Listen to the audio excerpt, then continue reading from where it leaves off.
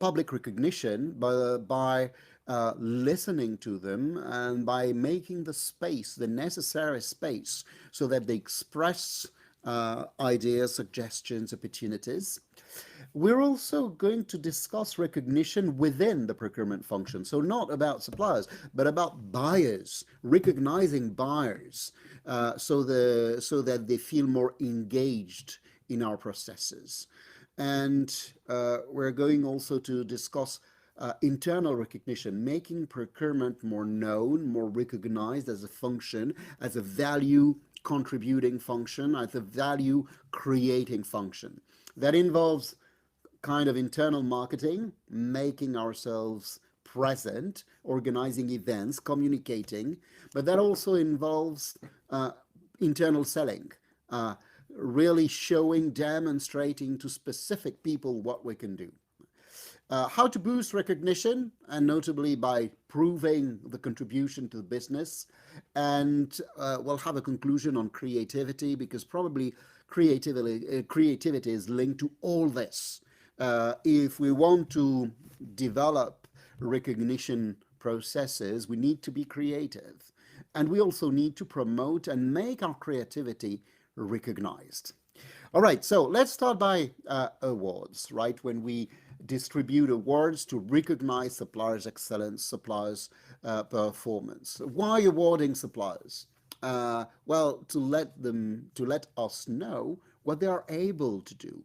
And frequently, a lot of suppliers are developing new ideas, new processes, etc., and it's not very well known, even within the procurement community. So what can suppliers develop? They can take good initiatives, they can be extremely innovative, they can develop technologies, they can adopt or create very interesting processes or ways to collaborate with us. And we need to inspire from this. We need to spread the practice. We need to make people know what suppliers are doing for us, right? So why awarding suppliers? First of all, to stimulate suppliers among themselves, so that supplier A inspires supplier B, C, D, E. So it's a way to increase competition, but not competition on price performance or costs performance, but on ideas, on practices, on products, on ways of collaborating with us, on risk management, on innovation management, right? So it's stimulating the competition, but not necessarily the competition or only the competition on prices. Another reason to award suppliers is to foster continuous improvement, so that suppliers get a motivation, a stimulation in time, so that the suppliers awarded this year inspire others to develop for the next year. So it's a timely process to foster and stimulate continuous improvement. Another way or another reason to award suppliers is to counterbalance sticks with carrots, right? We frequently have a lot of ways to acknowledge bad performance and even sometimes to punish suppliers for their bad performance, right? That's acceptable, that's reasonable, of course, if we don't acknowledge only the bad, but also the good performance. So we need to counterbalance the sticks, the bad performance, the penalties, the sanctions, with the carrots, which are notably the awards, which do not cost us a lot, right? So the one question that we must ask ourselves is, do we want to be perceived as a nice partner with whom they run, or do we want to be perceived as a big hammer torturing them? Another reason to award suppliers is to create an environment of stimulation, which involves creativity, motivation, excitement, enthusiasm, right? You can see here a quote from Nancy Adler saying the role of a leader is to keep hope alive. As soon as hope is alive, right, emulation, stimulation, motivation will be alive. And that's an emotional process. awarding suppliers through, and notably when there's a public award, when there's a ceremony in which they show what they've done, etc., is by definition emotional. And that is probably something that other functions have developed more than what procurement has developed. So, what about types of awards, right? We have ordinary types of awards, like we can award them on their price performance, on their inventory management performance, on their delivery performance, on their quality performance, on their compliance. We can also award them on innovation, on new, improved ideas, on service, how proactive they are, how reactive they've been, on sustainability also, on their compliance on sustainability. New types of awards which have been developed in the last decade. Collaborative awards, how they worked with us to achieve a shared goal. Supply chain visibility awards, right? How transparent their supply chain has become through their efforts, right? Outstanding performance award, and that's a space for all kind of performance which is not ordinarily measured. You can see here other types of awards about collaborativeness, like a Pathfinder award, when we award suppliers for the new value they bring in the supply chain through new technos or new processes, on supply diversity or on alliance. So all awards about how they collaborate with us, how cooperative they are with us, how they share information, and how they share value with us. Other types of awards, alternative types of awards, which are rising in the last, which have been rising in the last, I would say, 5 years. You can see here some examples like decarbonation initiatives, like nature protection, like TCO initiatives, like multi-party collaboration, when we have created an ecosystem with 5 or 10 suppliers, sub-suppliers, tier 2 suppliers, and other kind of players at the initiative of suppliers. That's probably something that we need to reward through an award. And in the last 3 or 4 years, for the obvious reasons of the societal and geopolitical tensions, resilience in inflation, resilience in deliveries in pandemic or shortage times, industrial competitiveness. So don't use only ordinary awards. Keep rewarding collaborativeness from suppliers and start to think about alternative types of awards. How to award suppliers then? First of all, we need to award something tangible. We need to reserve a period to tour suppliers, study their processes in depth, and make the process as public as possible with independent resources to guarantee objectivity. So before the award, structure a process which is independent from you, which is as public as possible, and which probably will need to be long. How to award suppliers at the moment of the award. Invite everybody, even the non-awarded suppliers who have gone through the competition, have been studied, have been surveyed. They will be stimulated, and it's even if they didn't get the award, they can get the hope of getting the award in a following year. Compare with the previously awarded suppliers. Also name the previously awarded suppliers. Benchmark with suppliers, and make it a regular process, and celebrate, right? Organize ceremonies, create the fun, create the emotion, stimulate by examples, foster networking, try to gamify it so that people get the fun and gets the emotional stimulation. While the day of the award, of course, you can organize it during the supply days, during trade shows, supplier fairs, or you can just organize an independent awards ceremony. Let's try to gamify the happenings, to strike the intention, and to use it emotional. There have been surveys showing that people don't like that much plaques and trophies, right? So you can forget about this and retribute suppliers more by involving them in processes, giving them access to information, decision, work in progress, making them more visible. So what suppliers are looking for is more to be involved in processes, to be more closely associated to what we are doing, and to be visible. Forget a little bit about plaques and trophies. After the award, something must happen too. Don't have the award forgotten. Strengthen the collaborations with them, make them exchange with people, and exchange it yourself with procurement peers at other companies. Right. Let's discuss now the listening, the necessary listening to suppliers. Recognizing suppliers can be public awards. We've discussed about that, but it can be also something a little larger.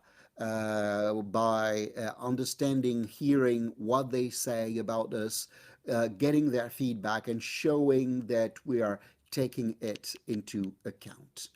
One first way is about visiting suppliers.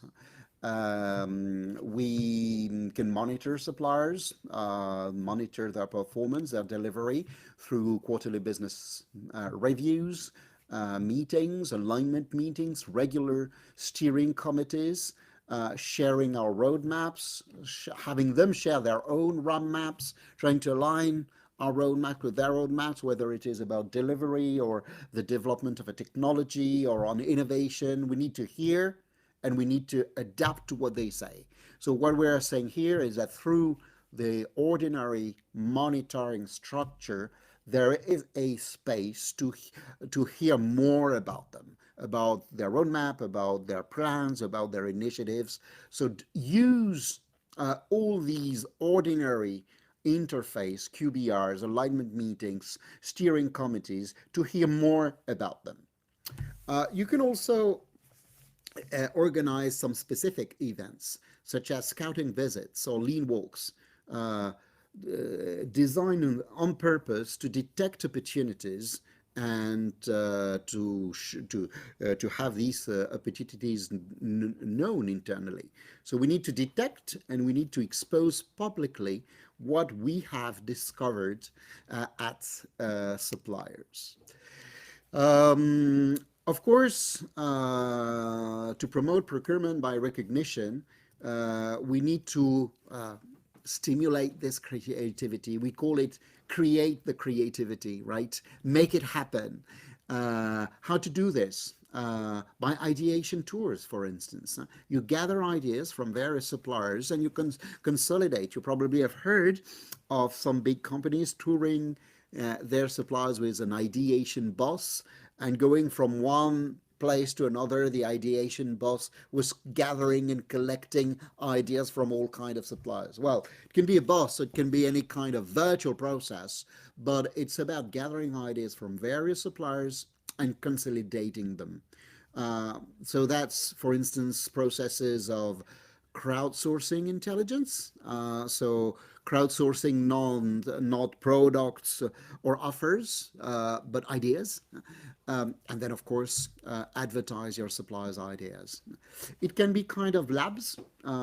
Ideation tours work with many suppliers. Buyer vendor labs work usually with one buyer and one vendor, or one buyer and a few vendors, more rarely with two buyers, two clients of the suppliers, and a few vendors. So it's either a collaboration between a buyer and vendor, or a very small ecosystem where we dedicate resources to work in common on developing ideas.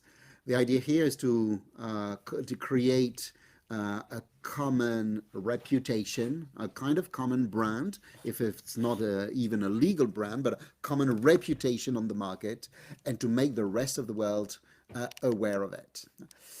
Um, we can also proactively stimulate suppliers by specific types of events like hackathons. So making suppliers compete on the number of ideas generated and the speed at which they generate new ideas. If you play this, gamify it and making it a competition, a stimulating competition by organizing fun. You can also organize problem-solving sessions in two or in three or in ecosystem. Frequently in problem-solving sessions, you have a problem, but you generate not only the resolution of the problem, but new ideas, innovative ideas. So it's a 1 + 1 is 3. You publicize the outputs, you publicize the corporation, so you do much more than solving the problem, right? So you associate yourself and the suppliers to solve a problem, but you do much more. You leverage the supplier creativity to find a solution together. There's a wide range of recognition formats: alignment meetings, scouting visits, problem-solving sessions, hackathons, lean walks, prototyping labs, ideation bus. They can be on a push mode or a pull mode.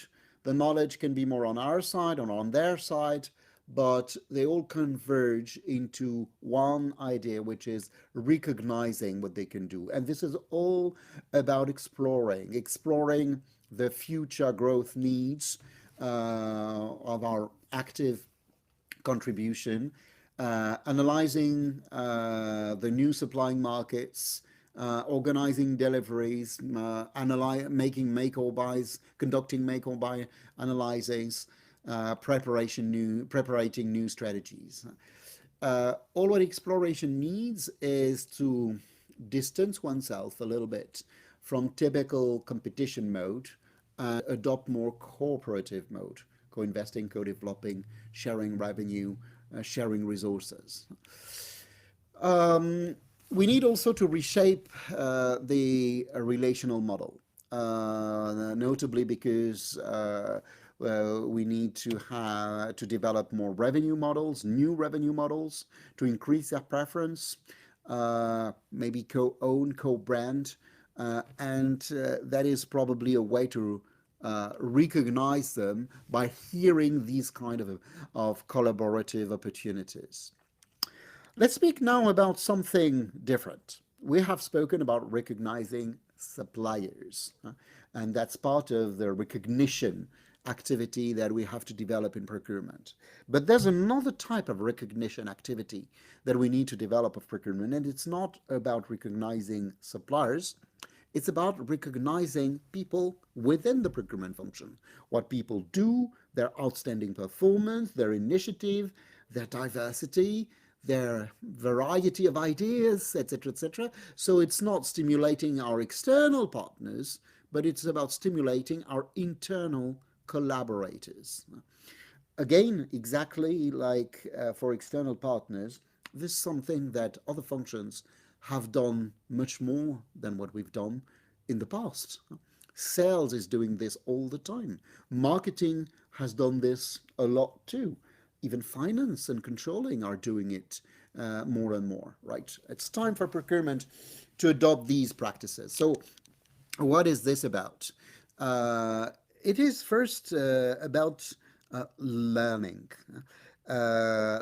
together, how to involve more and recognize more procurement people by involving them in learning processes in which we formalize a business case out of an example, a supplier. To formalize a success story and to tell that story to other buyers or even to sellers or to production, etc., etc., by facilitating cross-functional exchanges between procurement and other functions, exchanges among BUs and among countries. How to make it happen socially? this engagement of procurement professionals. Again, we can have people meet. A lot of it is in how people and when people meet, monthly, quarterly, annually. Procurement conventions, gathering people around events which show to people that we take care of them, we want to show who they are, we want to recognize them, we want to have them identified and known. That's for, let's say, the social events, right? And that's, of course, pretty classical. But we can also use all kind of digital means such as the discussion threads, dedicated apps on people mobile phones so that they stimulate one another, but and they also speak about what they are doing, and they also promote themselves personally toward others. A lot of companies have also started to work on the proper workspace and the office, creating a lot of informal, cozy meetings. So they're dedicating more space in the office for people to relax and speak informally by having space for cozy, informal meetings, because it's frequently through over a cup of coffee that a number of innovative ideas are born. So we need to promote recognition and we need to promote awards. Rewards are tangible. They have economic values. People are given money or people are given tangibles. Recognition is more intangible, and it's more about giving people experience and an emotional value, and it's frequently a surprise, whereas rewards tend to be more expected. So we need to have rewards and recognition together and to balance rewards by recognition. Why doing this? To distinguish individualities, to make high potentials visible, to make them known by signaling valuable initiatives to the community, but motivating efforts and the drive for continuous improvement, and to try to stimulate constantly the cohesion of the team. The idea is that we stimulate, we excite career path and people motivation to boost themselves, their own career path, and of course to promote excellence, to stimulate and emulate the community and create a culture of leadership and of entrepreneurship. Uh, how now? How to do this? As for rewards, the hows are pretty well known. You can give bonuses, monetary bonuses, gift cards, events, some tangibles about the wellness of the workplace, different type of office, different types of settings. Travel standards, people can be differentiated in the way they travel, so more comfortable travels. In recognition, you can award them exactly like you award suppliers. You can make it public, make these people, the initiatives of people known, and of course with the name of the people who have taken this initiative.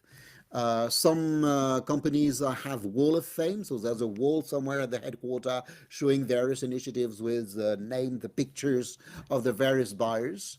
And what's very important is the more people are recognized, the more they've been entrepreneurs, initiative taking, the more freedom you give to them, right? You make them do as they like. So the more entrepreneurs they are, the more free they become. Um, we can also stimulate people, emulate people through business challenges. So we define a gauntlet, a challenge. We formulate the value added for the procurement community, and we coach people, and we make people run as a kind of race to undertake this initiative. And then, of course, there's a common interest. We all converge to the same, but they will develop different practices, and you will consolidate this practice. That is a very good practice to stimulate and emulate and recognize people, and it fosters convergence. Everybody converges to the same type of tool. Another potential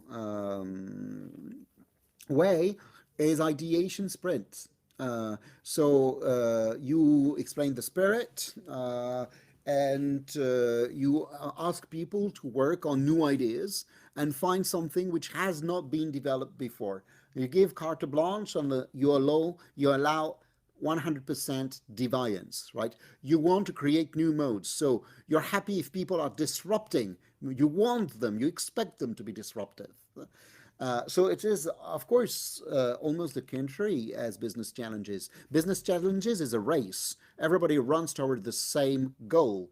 Whereas, and who wins is who has been more efficient in reaching the goal. Ideation sprints, on the contrary, develop divergence, right? New ideas. We want to be surprised. We want to discover something that nobody has thought of before.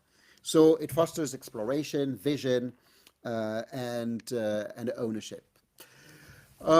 We can also, in terms of engaging procurement professionals, we can develop surveys asking people to express what they think, asking them their opinions, leaving space for their suggestions, have them evaluate current processes.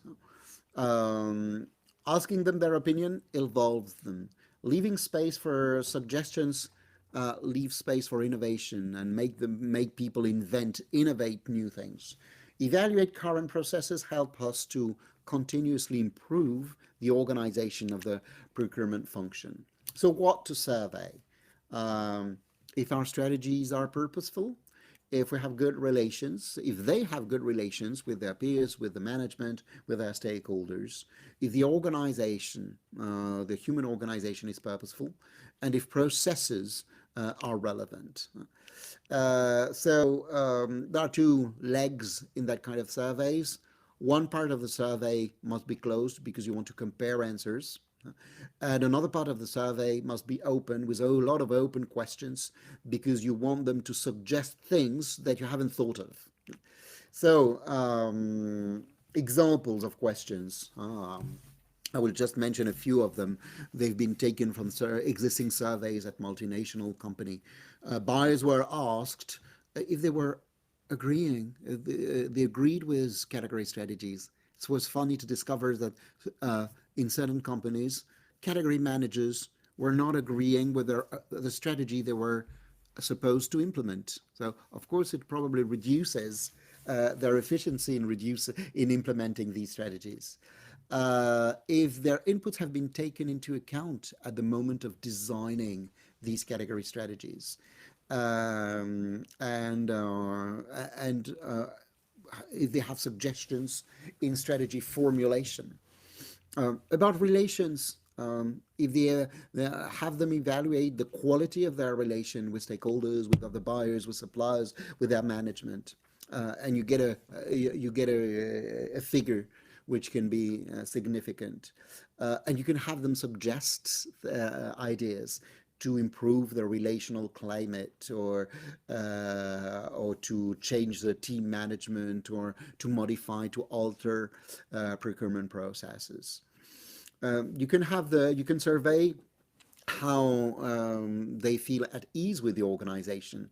If what they're doing is in line with their job description or not, if they're happy with their management line, if they're happy with the organization, and you can have them suggest changes. You can have them also evaluate the procurement processes, and for notably suggest how to communicate differently to stakeholders. Engaging them also involves storytelling, telling stories which at the same time involves people, but also um, is stimulating ideas within the procurement community. So, what is storytelling? It's about telling stories to the procurement community to encourage people, to inspire people, to give them the heart, and to give them new ideas about things to do. So it's creating the lens through which people will see markets, will see procurement situations. So on what? On SRM processes, by vendor collaboration, on cooperation, on innovation processes, on redesign, on functional analysis, on KPIs, etc., etc. Nice stories which are inspirational to others. So how to do this? Make it a long story. Don't make a story which can be said in 3 sentences, right? Because then people will forget. And you can even serialize, you can tell a story step by step, month after month, so that people follow the story and want to know what has happened. You can anthologize or iconize visuals, objects, verbatims, nice sentences which have been pronounced by the supplier, and which people, or funny sentences which have been pronounced by the supplier, and that people will remember. All these stories, these narratives, capitalize them into databases. If you think, well, companies are full of a lot of stories, right? But we forget about them. They haven't been capitalized somewhere, right? And it's not in a book. It's in a digital database that people can access to. So detect potential stories, have people crystallize their own stories, and have them tell the story. Frequently, there's a lot of fun in telling the story. And the people who have lived the story are happy to testimony and say, this is what I did with the supplier, and it was incredible, and it was a stunning achievement. So have them choose how they want to communicate this story, and promote, of course, these people, because they are telling the stories. Engaging buyers, procurement professional, has to do with recognition and has to do with learning. All of this is interconnected. Uh, it, People work at different levels of work, right? Some people are very operational, some people are more strategic, some people are more at a kind of corporate level. So the recognition shouldn't be the same. At operational levels, we'll work more on bonuses. At strategic implementation, we will promote people. As soon as people are more strategic category managers, we will delegate, give them freedom to act, freedom to think, freedom of initiative, and more decision making. And the more people are executive and they are at a corporate level, the more they will be sensitive to visibility, to awards, and even external visibility and high education. So differentiate how you will recognize procurement professionals according to the level of work that they have. And if you see that people work at a lower level of work, that people are depressed, that people are constantly trying to work at higher levels of work, that this is not really working, it means that probably people need recognition in emergency. All of these are diseases, right? All of these are syndromes that should ring an alarm so that you do something.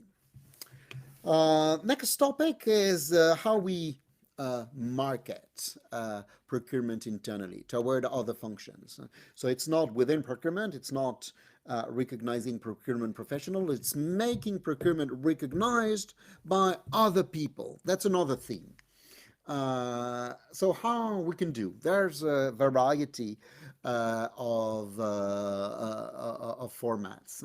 Open supplier days. Well, you make all your suppliers come, show their innovation in stands, etc., and you make everybody go through these supplier days. So you need, for instance, you have all strategic suppliers in the entrance hall or in the canteen for lunch, etc., and they all present their innovation, their new product, their new technology. That works very well. It's funny. It advertises what procurement does.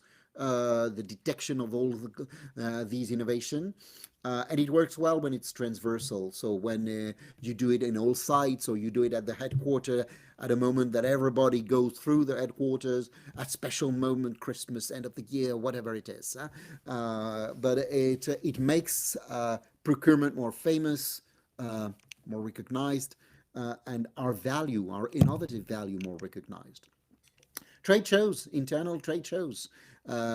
It's almost the same, but what's the difference is that we will broker contacts between stakeholders and buyers. We will and suppliers. We will introduce suppliers to stakeholders, which can be the specifiers, which can be their final client. And we will introduce, of course, these stakeholders to suppliers. So we're brokering contracts with the buyer, and we can even gamify this brokering of contacts. I can give you an example of a company when the suppliers were introduced a new stakeholder, so that they could explain their new products, their new technologies, etc., etc. If the stakeholder was spending more than 2 minutes with the supplier, they would offer lunch. The supplier would offer lunch for them. It's a way to gamify the brokerage of contacts, which of course increases that kind of networking. It can be about storytelling, telling story not to buyers as we did before, but to other functions, to production, to stakeholders, to R&D, to logistics, to finance, to general management, etc., etc. Exemplifying our value contribution. It can be broadcasted in push modes, conventions, annual meeting. We jump on the floor and we tell the story, the good, nice story of something that we've done. Or it can be available in pull modes on the website, in videos and business cases, which people can go and pull from the intranet. It's about being market ambassadors, developing a database of potential suppliers, so to show our stakeholders how much we prospect markets, how much we detect suppliers, introducing new suppliers on demand, and positioning or building a positioning of knowledge center, right? If you want to know something about markets, about suppliers, about technologies, procurement is recognized as a knowledge center for this. We can have our own internal ambassadors explaining and introducing procurement, being introduced by proxies in upstream processes, notably in product development, in technology development. So maintain a community, a procurement community which is larger than the procurement staff. We have 1,000 buyers, but we have 3,000 people introducing procurement. Right, so we have internal ambassadors who are not within the procurement function, but introduce buyers within other processes. And we can, of course, be a learning function for others, not for buyers, for others. How to become a learning function for others? We're not going to teach other functions, are we? But we can exchange, and notably exchange people, attracting high potentials from other functions, but also sending our hypos, our high potentials, to other functions. And there are more and more of these programs within companies in which we exchange staff, the good staff, the high potential, the young, bright people who have a lot of ideas. They spend 6 months in procurement and then go to R&D and then come back to procurement and then go to marketing, etc., etc. That promotes a lot procurement toward stakeholders. Another interesting idea is when a procurement department got an award and has been recognized for its good ideas, trying to go to the next level at the industry level, so that procurement department or the company can participate to association of sectors of industries which frequently are international, so that procurement is seen as a way to be promoted, to be more visible at an international level in industry associations. All right. We can also sell procurement internally. What we discussed before was more about making ourselves known. So it's about reputation. It's about, let's say, the internal brand of procurement. Selling is more direct. It's more about what we do relationally to become to be more involved. So it's about developing a soft power to be involved early enough and hook procurement to the top management. Um, the fields in which we operate are becoming increasingly complex with more variety, interdependency. Things got more complex. They change continuously. They are more ambiguous, and there's always a bigger need for seamlessness. So, in other terms, the environment becomes more complex. In this complex environment, we can develop new roles.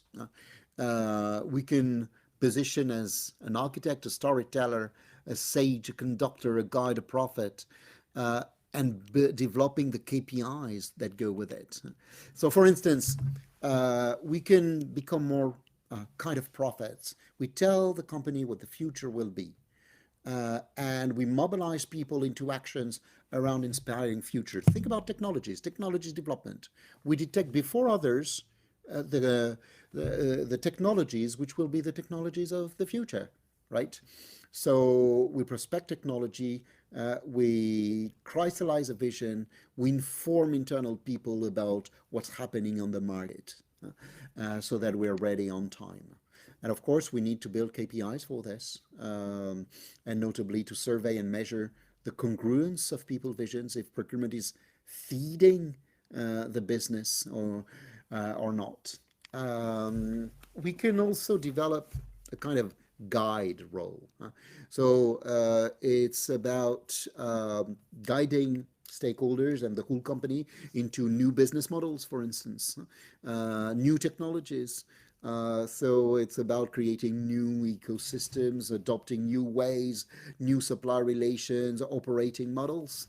And if we want to, if we do this, we need to, of course, to develop the corresponding KPIs to surveying and measuring SRM structures, the efficiency of SRM structures, how much do they provide innovation, for instance.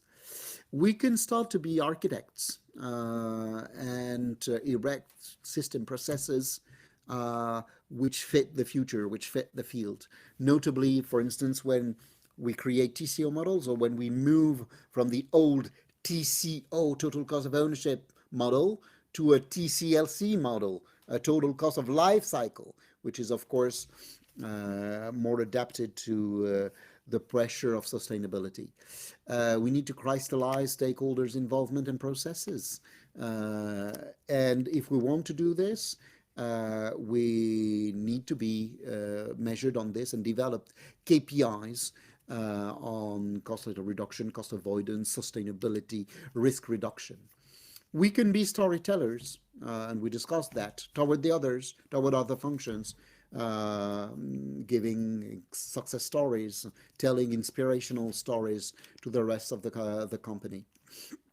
We can become sage, highlight very complex cases, and analyze the explorational attempts to identify the difficulties, right, and create models. We can be conductors, so federating resources, contribution into harmonious processes. And if we do this, of course, we need to have KPIs measuring it. Right. We also need to boost the recognition of to our contribution and also to our creativity. How to boost the recognition of our contribution to value.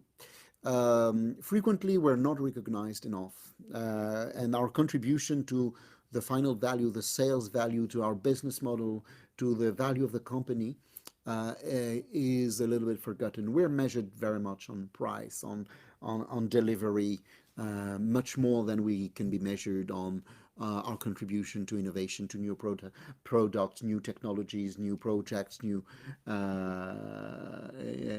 collaborations. Why this? There's a kind of amnesia from companies. One is deep roots, because procurement is neglected in terms of contribution long term. We're more measured on what we bring short term. There's also an amnesia which is about sense-making cases.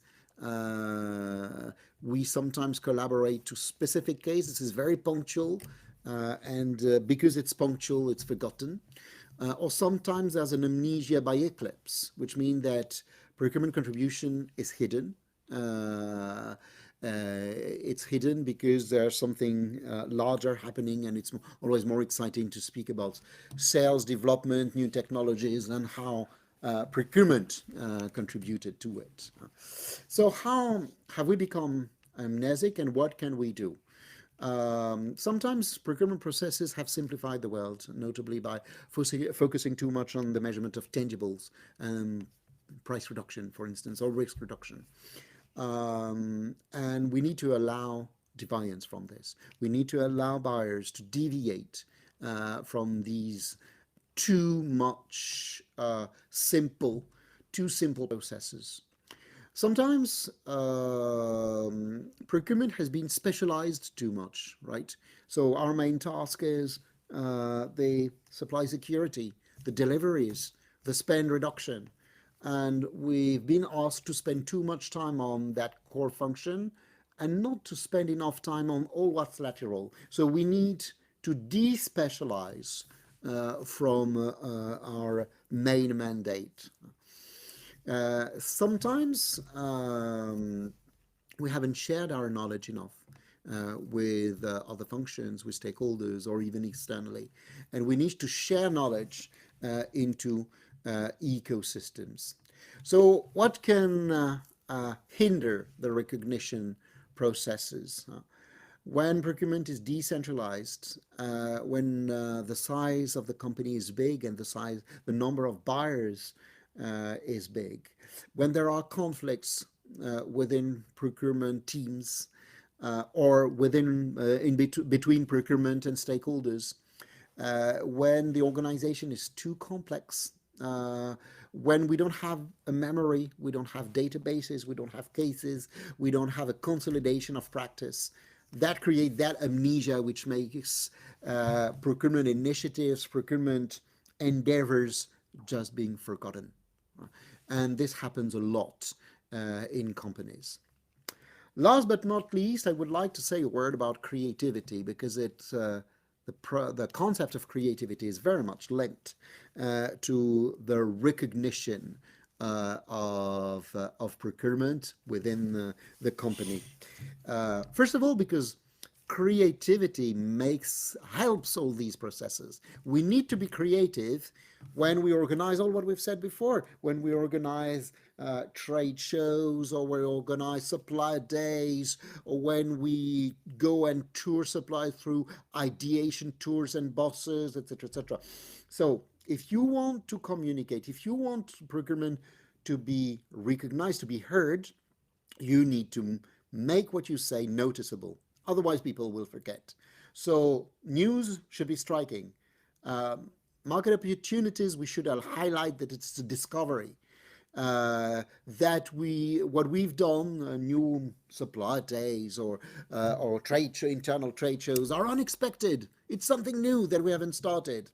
We need to bring surprises. We need to bring something special, something unexpected, unheard of. It's also because we need these experiences to be memorable, so that people are surprised, but it's not only a surprise, it's something which is of high value, right? So people must get fun. People must get social implication. People must be pushed to trespass their own boundaries and get and learn something from us. Generically speaking, creativity is important because there's a link between being innovative, being creative, and being transformational. So when we are creative at the micro level, so we innovate, we have new suppliers, we have new sourcing strategies, uh, then all this consolidated at a higher level makes procurement become transformational. So it's when we innovate on products, technology, suppliers, processes that we can be transformational in terms of business model, of industries, of concepts, of customer, of total value for the company. So what is creativity about? It's about new business models, new technologies, new suppliers, new relations with suppliers, or even new social involvement. We need to make uh, the entire world, first of all, of course, our stakeholders, other functions, and the people around us, the companies around us, our suppliers, our competitors, how creative we are. Uh, Proving it by KPIs, telling it by story, communicating it by organizing an image, notably through events, repeating it, involving people, and creating a posture, showing that procurement is by essence innovative at our company. It's all a matter of people. No, we are creative when our people are creative. So it is the uniqueness of each procurement professional which contributes to the business. So what can be creative skills? Yeah, well, the first obvious one is we are creative when we solve problems, when we are convergent, when we are divergent, when we think about lateral opportunities, when we think out of the box. But there are also lateral skills helping creativity, such as the ability to trespass boundaries, not to be limited to what we are ought to deliver, to create new meanings, to be a sense making, to broker social relation, to introduce people, suppliers to stakeholders, stakeholders to suppliers, to be open-minded, to be visionary about technologies. All these lateral skills do help and boost creativity in procurement. So we can ask ourselves questions how to make a creative space, attracting people, encouraging deviance, reshape the office, foster creative socialities, teams, events, people meeting one another. We can ask ourselves how to create a creative culture in procurement by exposing people, by generating ideas, by relying on activities, inspiration, psychological distance, etc., etc. So I would like to conclude saying that all of this is linked to creativity. Uh, we will have a webinar on creativity within a few weeks. Thank you very much for your attention. It's now time for questions. Are there some questions? How often should supplier be awarded? Uh, Suppliers should be awarded, it depends, there's no rule. Um, Frequently, it's every year. It's a good frequency. If you are in an environment, an industry which is very dynamic, you can be even more frequent than that. 6 months, every 6 months is possible. Every quarter, that has happened in the telecom industry 15 years ago, but it's a lot of work. It's really a lot of work, and we also lose a little bit of credibility because it happens too frequently. So I would say that in slow environment, that would be every year and a half.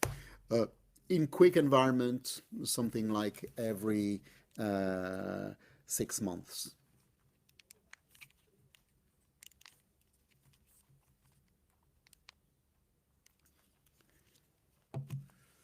There's also a question about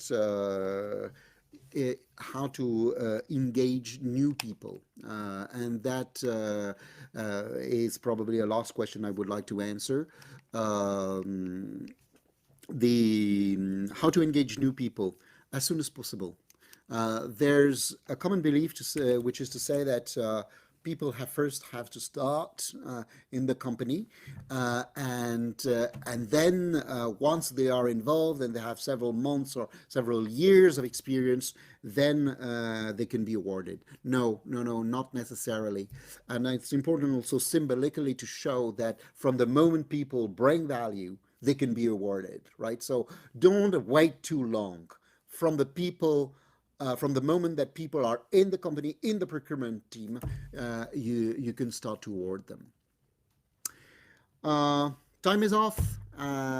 Thank you very much for your attention, and I hope to see you again in one of our next webinar, a webinar on creativity is coming soon in May. Thank you very much.